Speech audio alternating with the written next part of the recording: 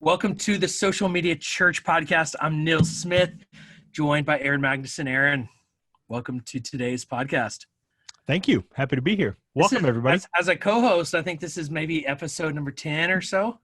Man, just adding them to my resume. This is good. This is good. We're getting a good flow. Love having you as a co-host on the podcast, Aaron. Today, we're talking about the future of Facebook, future of social media. We're talking about Mark Zuckerberg. We're talking about Mark Zuckerberg's State of the Union. I don't know what you call it. Every year he posts at the beginning of the year what he's focused on, what he's doing, and it's always pretty interesting. Yeah, I'd love to know, Aaron, what's your take on Mark Zuckerberg in general? What have you been a fan of him? Have you been annoyed by him? What's been your personal feelings about Mark Zuckerberg? That's an interesting question that up until this moment I have never thought about before, but I do have an answer because subconsciously, clearly I have been thinking about this. Okay. I think him doing these posts, by the way, is kind of like us in churches or in the church world when we do some vision casting at the beginning of the year. This is just like, hey guys, everybody who's on board with this, everybody who's on board with what we're doing, down with what we're doing, this is where we're going. And so I appreciate that he does it through Facebook and that he gets such a big response through Facebook to the point where we're going to talk about it on a podcast. My impression of Mark Zuckerberg, I would put him in the company with commissioners of sports leagues. And the reason that I would do that is because they find themselves in lots of situations that they're like rightly so they fall into, but like their job I feel like falls outside of their job description. And the best example of this would be in like speaking into legal matters, speaking in the courtroom, those sorts of things. And so they are where they are because they're really good at the skill set of being a commissioner or the CEO of Facebook or, the president of social media, whatever you want to say.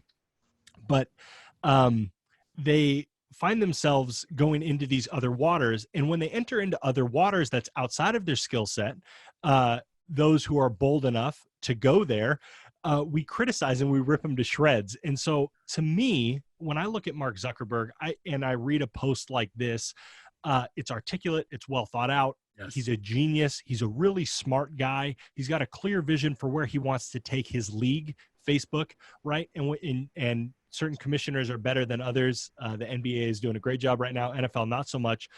But when they're in their zone, you're reminded of who they are, but they make the press and they get criticized when they step outside of that. And so my take on Mark Zuckerberg is a positive one, because the negative critiques come at him not when he's in his wheelhouse and not when he's doing what he's really good at, made a career of doing, but when you see him in those rare instances where his job has led him into other situations and they're like, well, he seems shady and he seems all of this. And it's like, well, yeah, he's out of his comfort zone, but he's bold enough to step into that because he is good at what he does. And so my take on Mark Zuckerberg is, I don't know whether, I don't know him personally. I don't know if he's a good guy or not, but I know, like I read a post like this, I see what Facebook does. I see the strides that they take. And it seems congruent with the things that we're about to read in this post. And I like him. I like Mark Zuckerberg. And I like his league. I don't like Roger Goodell, but I like the NFL. I don't like Roger Goodell because I think even in his wheelhouse, I have problems with him. But I'd rather judge people on their wheelhouse, not when they're doing things that fall outside of their scope. Love the NBA. So there you go. Yeah. I'm with you, man. What's your take on Mark Zuckerberg? Well, what do you think of him? I think that's a good alignment with Goodell and a commissioner, and because in many ways it's their job to govern that area, and obviously they still report to an overall government, but it's an interesting dynamic. I've got sirens here in the background if you get that. Makes it authentic. I feel like every episode we got to get a little distraction here in the city. Is that you? Because there's a chance it's mine as well. No, it's me. It's me here. So I think Zuckerberg's a smart guy. You look back like 10 years, he was so awkward in interviews. There's even this one where he didn't even blink through the whole interview. Yes. And so he's come a long way, but I heard him. I remember hearing it was kind of a cool moment for me hearing him at F8, but he was still incredibly awkward. Totally. That's not him. I mean, he's not a Yeah, stage guy. He's a get behind. He still codes. But I totally. think too, I was at a conference where I was speaking one time and get Q&A, and somebody said, "Why are you supporting the Antichrist?" I'm like, "What do you mean supporting the Antichrist?" Well, everybody knows Mark Zuckerberg's the Antichrist. Come on. I don't think Mark Zuckerberg's the Antichrist. No, I don't know where he stands in his faith. I think he's gone through a journey. I've paid attention to it sure. a little bit. I don't think he's a Christian, but I think he does things intentionally to Yes. support Christians. Yeah. And I'm grateful for that. So, Aaron, let's dig into. I want to just read it, and then we're gonna break. So, do you want to start? Read the first maybe paragraph here. Yeah, we'll do a little popcorn reading here. Yeah. The skill of popcorn reading is paying This is off good. Bringing in it real back. time right now. Everybody did Yes. it in elementary school. It's about Yep. to pay off. Yeah, Mark starts his post. This on January 9th at 11:13 a.m. Just like any of us when we post to Facebook. He starts it off saying, every new year, this is in 2020, by the way. I don't know if I stated that. Every new year of the last decade, I set a personal challenge. My goal was to grow in new ways outside of my day-to-day work running Facebook. These led me to learn Mandarin, code an AI assistant for my home, read more books, run a lot more, learn to hunt and cook, and get more comfortable with public speaking. It just sounds like one of the guys, right? Like that's One of just the guys. the opening Just a normal dude. paragraph. No different. Learning Mandarin, AI, coding the AI assistant for your home. But he's also admitting, I'm trying to get comfortable with public speaking. Yeah, You know? that's right. As with the CEO of maybe one of the top 5 biggest companies in the world, Totally. you would think public speaking would be natural. But Totally. Yeah. Yeah. Well, you don't have any outside of the humanization of it. Nothing really to add in there. Yeah. When I started these challenges, my life was almost all about building the Facebook website. And then he puts in parentheses, it was mostly a website at the time. Now there's so much more to learn from. At Facebook, we're building lots of different apps and technology, ranging from a new private social platform to augmented and virtual reality. And we're handling a lot more social responsibility. That's a big one. And outside Facebook, I'm a father now, and I love spending time with my family, working on our philanthropy, and improving at the sports and hobbies I've picked up over the years. So while I'm glad I did annual challenges over the last decade, it's time to do something different. So I got a question for you, Aaron. What throw it in there. sports do you think it is that Mark Zuckerberg plays? Because I don't even picture him. I mean, imagine him putting on some pads and going on the football field. Yeah, you thought he was bad at public speaking. No. Yeah, I don't know. Table tennis? I feel like Mark Zuckerberg would be a killer ping pong player. I'm trying to think. I don't. Let me say it this way. I don't think it's the traditional sports that you and I are thinking of. I think he knows racquetball, maybe. Like I could see him being a racquetball guy. Yeah. Something that you could pick up with some guys at the gym. Did something pop into your head? No, just bowling, that. I mean, I was picturing him doing one in a basketball uniform, tank top, with a headband. He's got to have a headband with on, the headband, sure. and the and the tube socks. Yes. And then I see him, obviously football with the helmet. Like I don't even know if he's like kicker, right. And then baseball, like. I mean, where do you stick them? Yeah, I don't know. I don't know. But coding the dugout. I was surprised to read about the sports, but he did drop a big line here, Aaron. Yeah. He said, ranging from a new private social network to augmented and virtual reality. What do you think he's talking about? A new private social network? I mean, when I think of, that's interesting. Privacy, I don't know. The only, and we've mentioned it a couple times on here, the only new thing to think about in regards to social network is what Voice is doing with building something on top of blockchain and having just data publicity, which is the opposite of privacy, but there's a certain level of security. I think we oftentimes, and I'm speaking personally here because I just did it, we synonymize privacy and security as the same thing. And so what's interesting about your question, I was initially going to answer it one way, and I realized that I was interpreting it not private, but secure. And so I don't know what a private social network looks like. I mean, I do think it's something like what we've talked about recently with WhatsApp, with security, or with like group messaging, where there's something more controlled, so it's smaller, which is an interesting thing to mention and talk about moving into, because I don't know how you get privacy and large just don't go together. And so I don't even know that I can creatively think about what a private social platform would be, but it would almost feel boring. Like, I almost hesitate to say that, but it's almost like, but why? Because one of my least favorite things is when I find an Instagram account that's private, and it's like, guys, this is social media. Like, you can't, like, just by the nature of you being here, there's something wrong with that. And so I'm curious how clearly, if that's where the world is going and that's what we want, I think it's interesting. But when you set up barriers, it's hard to be social when there are barriers that are set up. Yeah. Do you have thoughts? I don't know. I mean, I'm intrigued because Facebook doesn't, they don't just go after things randomly. Right. And so I And think to throw it in with AR and VR, I don't know. Are huge focuses for them. Yeah. I feel like that's the big tease from my perspective. When I read this, I was like, I really wonder what he's talking about. And is it maybe where you have a code and you give people, a code and you can only interact? Is it like WhatsApp? Is it, I don't know, man. Do you think it could play off of like Portal? Because I'm thinking about, like, that is very private. Like, I wouldn't want to be having my Portal conversations, but I want to have a lot of Portal conversations. You know what I mean? Like, there's people that I would want to talk to in that medium, in that way. But I don't know. At that point, are we taking liberties calling it a social network? I'm trying to read back and see what he said. Yeah. Well, a private social platform that it's almost like the what's that brand? It's like, I've seen people with the shirts, the social club, or the anti-social social club. I don't know how you have a private social.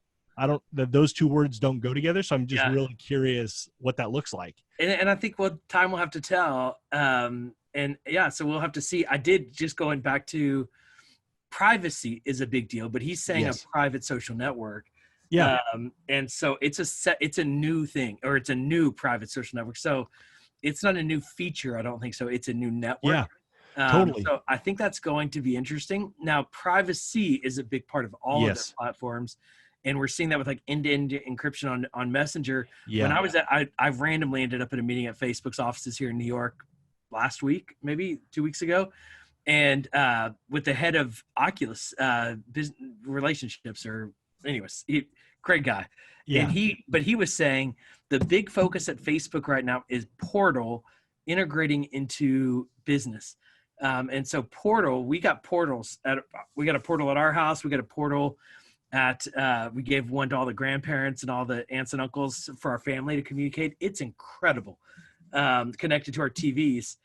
And I think businesses having this portal thing, I just think Facebook is taking what they're doing from like to replace Zoom, like they're gunning at Zoom. Yes, they're gunning at Zoom, and it makes sense. I mean, it's $99 for this thing that connects to my TV.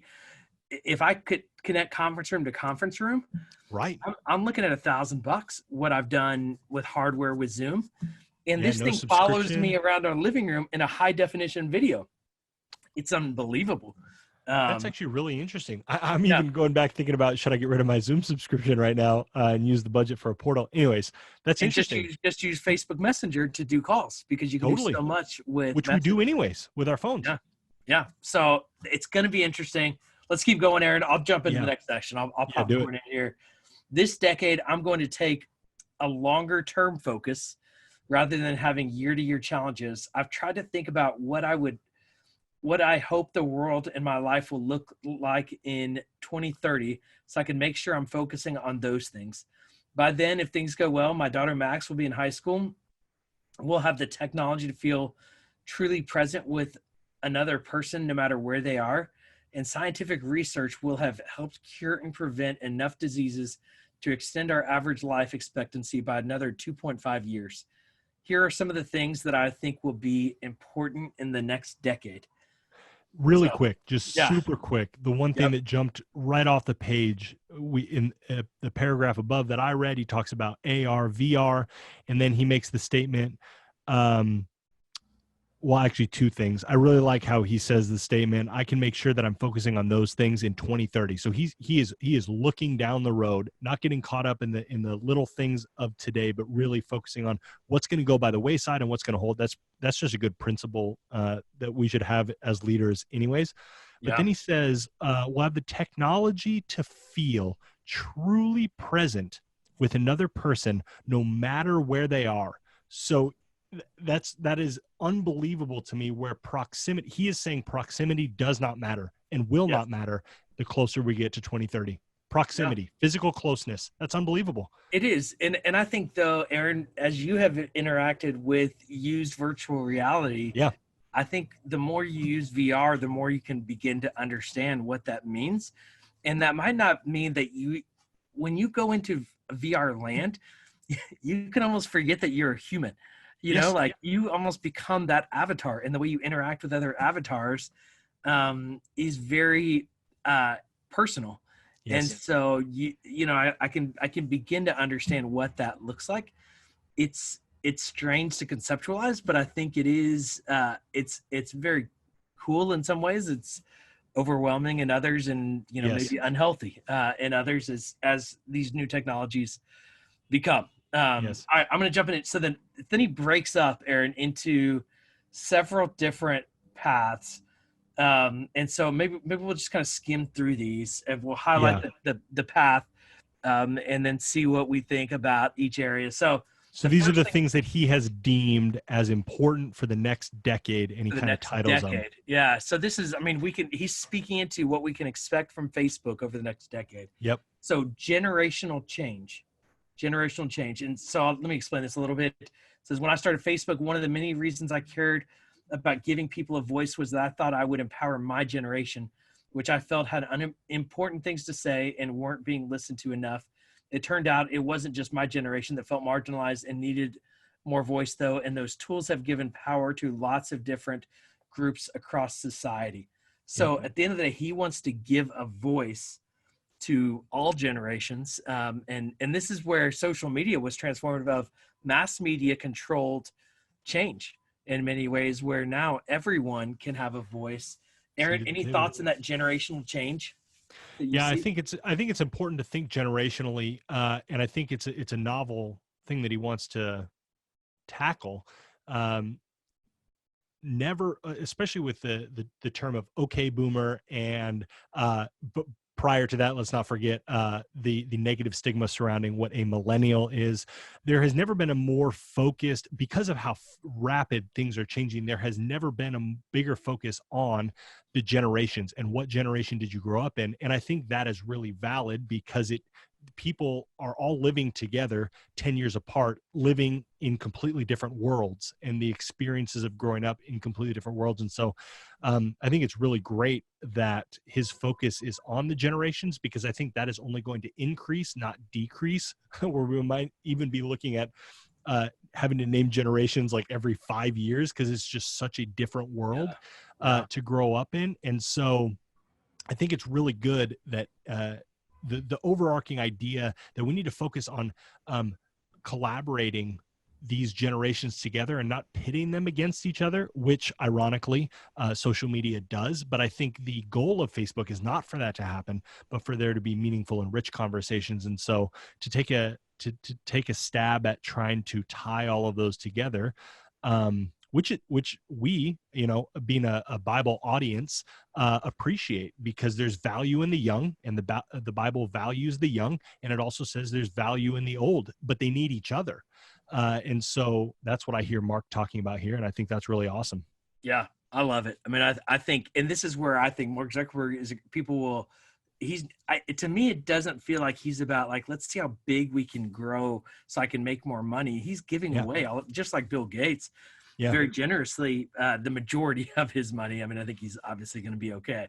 Yeah.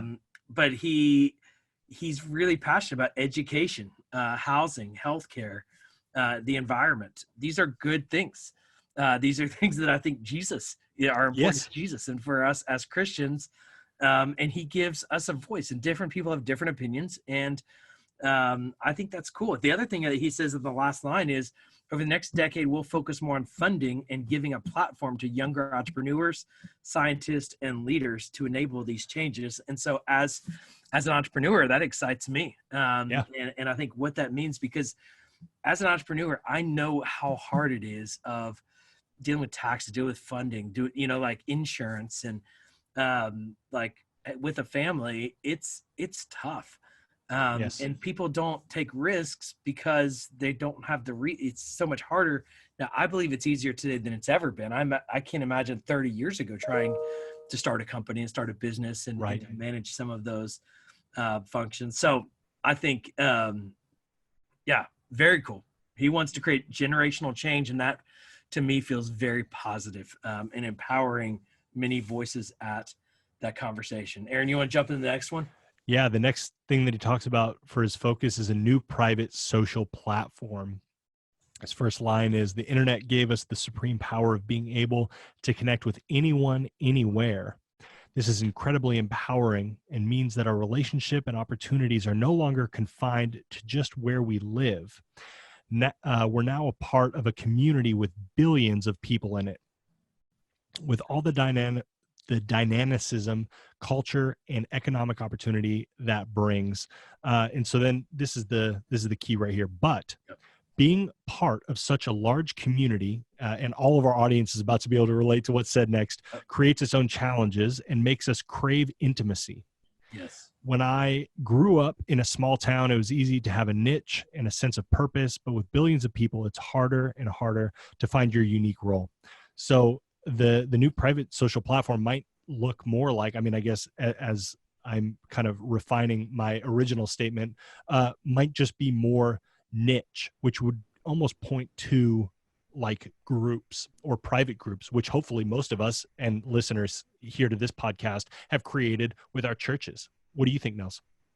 Yeah, I think it speaks to, and I hear this a lot, is that today we have a lot of friends, but fewer good friends. Yes. Or we can touch a lot of people, or we can have a very large voice, but not a very deep voice. And, my mentor here in New York, Pete Scazzaro, often just talks about like how we want to impact people in a deep personal way, in a Yes. deep spiritual way. And so I think this is almost speaking to that, of what I hear in what he's saying here. And even the last line, he says, our digital social environments will feel very different over the next 5+ years, re-emphasizing private interactions and helping us build the smaller communities we all need in our lives. Yeah.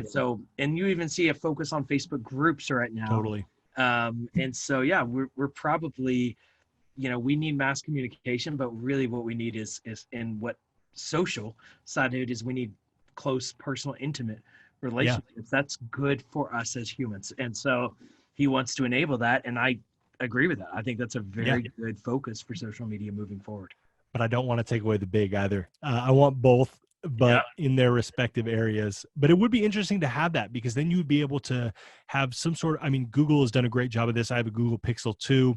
They've just done a good job of digital well-being. And so there's certain things, apps you can turn off. And if you had your public social large app, like he's talking about, like a Facebook, and you were able to turn that off, but you were able to still function with your phone on a more private social app, which is what he's talking about, that would just be really interesting to me, where you're actually able to start breaking up some of those conversations, because right now it's all one big mess, and there's some meaningful notifications you get, some aren't, but they're all coming from the same places. So that's really interesting. It is how that will play out. And he talks about decentralizing opportunity. And I know this is a big one that you get excited about, Nils. I think he talks about Libra in here. This is a long one right here, but and Nils won't do the plug, but I will. You should buy Nils and Nick's book, Crypto for Good, that just really talks about the idea of decentralizing in specifics to money, but the whole concept of decentralizing power is an interesting one. And so, Nils, do you have thoughts on the decentralizing opportunity that Mark talks about? Yeah, I mean, I think we're going through an economic change in our world, and I think this is a big deal for churches to be paying attention to. And it's why Nick and I wrote our book. Um, is what's happening in the world of cryptocurrency is crazy. People are just creating money, and it's not governed, and governance is important. And I think people have a hard time with Facebook as a company being in charge of money, and they've already got a lot of power. This is a whole lot more power. That's right. And it's going to be interesting, but they're focused on it. I think if there's one area that I'm glad they're focusing on, I think this is a smart focus. But it is one of those areas that I begin to raise a flag of, like, is Facebook really too powerful? Because that's become a debate of, they own so much of our data. They control so much of the advertising opportunities globally. And are they too powerful, as a company? And then if they're also a money company, that's going to be interesting. Now, they've even said, we'll spin this up and we're going to only own 1% of it. I think that's interesting. And I like that. And it seems like they more want their platforms to be the center of commerce, which makes me wonder if they're trying to compete with Amazon, moving into the future. It's an interesting statement, but obviously we know with Libra that they're focused on this new currency. Yes. And so we'll see what that means. It's going to be interesting, but if you think that currency as it is, a US dollar and a euro, is going to be the currency of the next century, I think you are badly mistaken. You better go and buy Nils and Nick's book right now. They make a pretty good case for why that's not going to be the case. Just follow Nils on Instagram and you'll get updates. Yeah. Mostly when it's doing good, sad faces and tears when it's not doing well. Early stages. Bitcoin's at the center right now, and I just don't think Bitcoin is the future of currency. Right. And I think Libra has a very significant chance. So we'll see. But that's a focus over the next decade. So that's a big deal. The next one here, I think, is pretty interesting. I might be out of my water here. The next computing platform. And it says the technology platform of 2010s was the mobile phone. We saw that for sure. And you thought about even Facebook switching from a computer to mobile and how much we use it now on our mobile devices. The platform of the 2000s, before that, was the web. And the 1990s was the desktop computer. Each computing platform became more ubiquitous, accessible, and natural for us to interact with. And then he goes on basically to say, at some point in the 2020s, we will get breakthrough augmented reality glasses that will redefine our relationships with technology, and kind of goes into VR and AR as basically what mobile phones were over the last 10 years. That's what VR and AR, and probably AR glasses, like what you see in HoloLens or Google Glass, but in a different format. And even Amazon's now come out with some glasses that are just audio, but they've got a computer in them. And I think that's important to understand that that's coming. And that's not, so that's, they're talking about putting glasses on our face. Yes.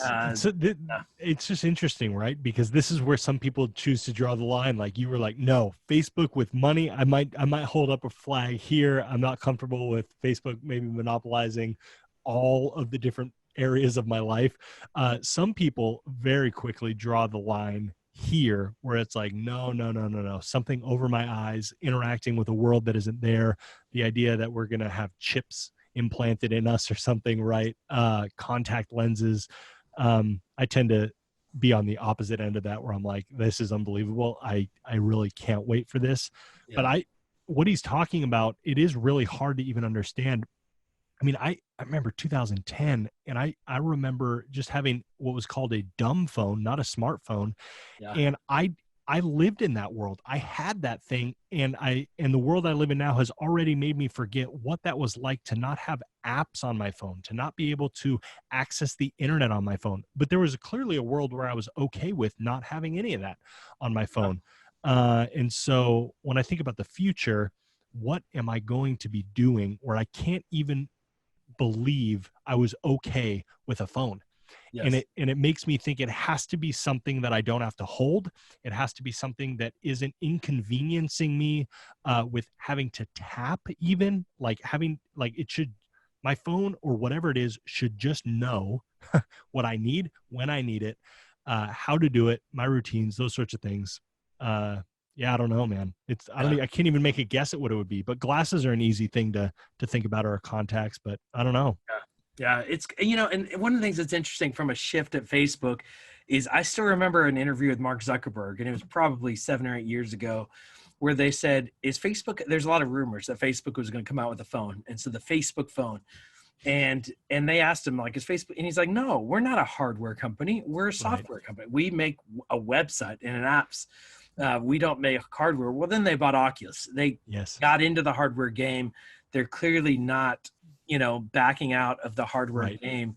And so, yeah, they're in the hardware game. And I think that was the only way for them to say, no, we're not. They said, no, we're not in the hardware game. The translation for that would be, no, we're not going to make something archaic like a cell phone.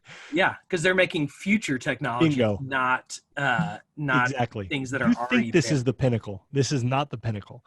I don't know what that looks like, but it is interesting. Yeah. And then it gets into more theoretical here in the next point, Aaron.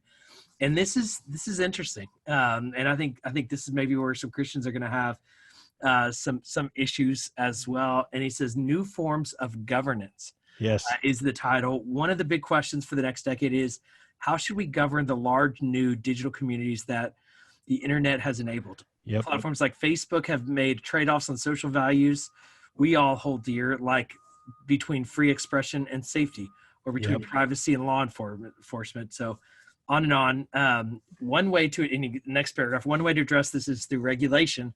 As long as our governments are seen as legitimate, rules established through a democratic process could add more legitimacy and trust than rules defined by companies alone. What, Aaron, so he's getting into basically, how do you govern Facebook? How do you govern social media? It sounds like he's saying maybe rules and regulations are helpful. What I like about these paragraphs here is he's essentially outlining the difficulty that he's exposing this. He has all this in his head. He is exposing the difficulty of going into a courtroom and talking about something because all of this is in his head. And so part of the reason, let alone public speaking, part of the reason that Mark Zuckerberg might look so uncomfortable is because he's simultaneously thinking about theory, all of these processes, which he clearly has a way better grasp on than I do, for sure. And then possibly even people in the courtroom. But what's being talked about in those settings of legality are so archaic, like they can't govern. Our current models cannot govern what is happening, but they're trying. And so I think a lot of the stuff that we're experiencing right now with Mark being in the news and Facebook as a company being in the news for, they're trying to be governed by means that cannot govern them. And so I think it's interesting that he wants to go there. I think it's smart that he put something in there. And I was thinking about this earlier when you were talking, Nils, in regards to the monopoly idea of Facebook just monopolizing everything, can that happen innocently, or can it be malicious, or can it only be malicious? Because it seems like when he writes this, it's like he's stumbling into monopoly by accident, and then he has it in his hands and he's like, but I want to handle it the best way possible. I don't want to take advantage of you, but I don't know if you can accidentally monopolize the world. But that's like what he's talking about. I don't know. This is where things are going to get really, really interesting in the next decade. And obviously Mark Zuckerberg going in front of Congress and doing the things he did over the last year or two. I think he's a good guy. I think he's well-intentioned. I think he's also sometimes can be arrogant and can come across as arrogant. And I think, one of the things that's also happened with Libra is they were going to be based in the United States.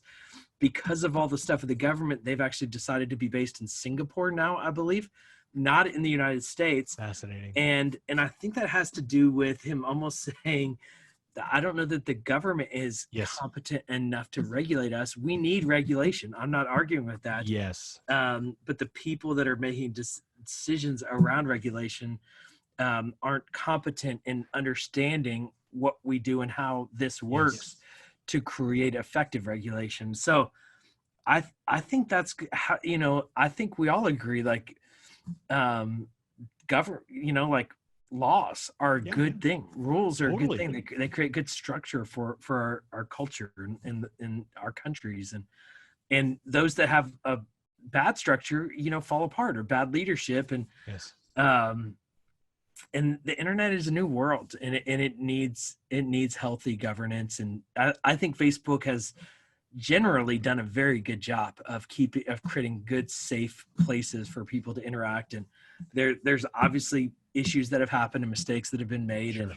And so, man, I don't know. I think this is an area, though, that is a lot of red flags. And for churches, we can be penalized in some ways. And like, you can't run political ads now. Are we going to stop being able to run religious ads? Right.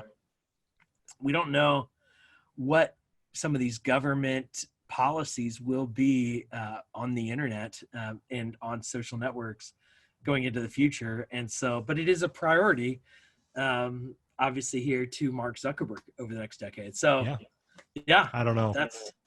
That's the state of the union from Mark Zuckerberg. Some big news, some exciting news, some interesting news.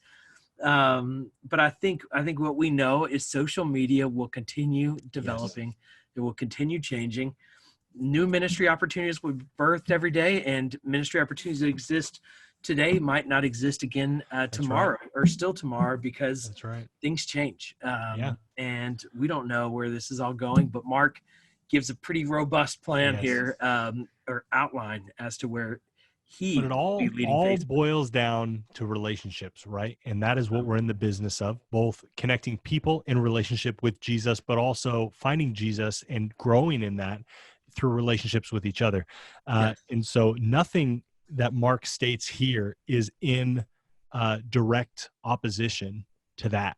And so to go back to what you talked about at the top of this episode, Mark and Facebook in a way are for us and for what we're doing. And when we look at it simply that way, there's more opportunities to partner and figure out, okay, how can we spread the gospel by connecting people in relationship with each other, pointing to Jesus, through Facebook. And I can't wait for this next decade, because I think Facebook is going to do some heavy lifting for us in regards to technology, so that we're able to think creatively. And keep tuning into this podcast, because we'll help you think creatively as well, how we can do that better as we go through 2020, 21, 22, all the way to 30. And you guys will be well prepared as leaders of religious church organizations to bring Jesus to people. Yeah, Aaron, I was just looking, and my first, GJ Chuang started this podcast 7 years ago. And so I was looking at our first interview that he recorded with me 7 years ago.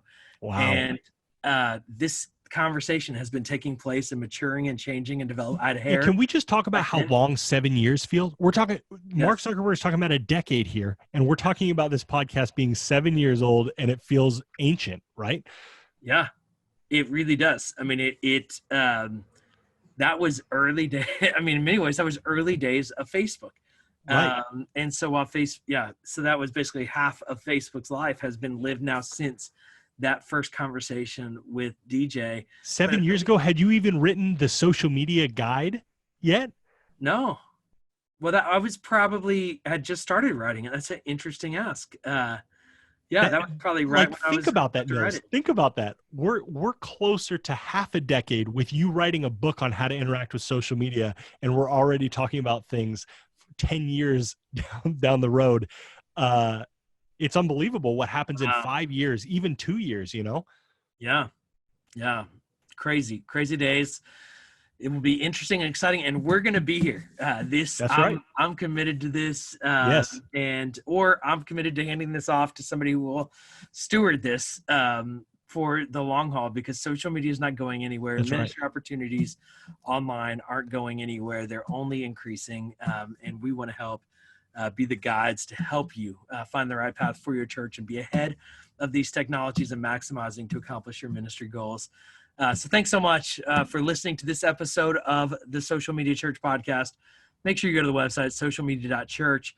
We got a free resource there you'll want to download.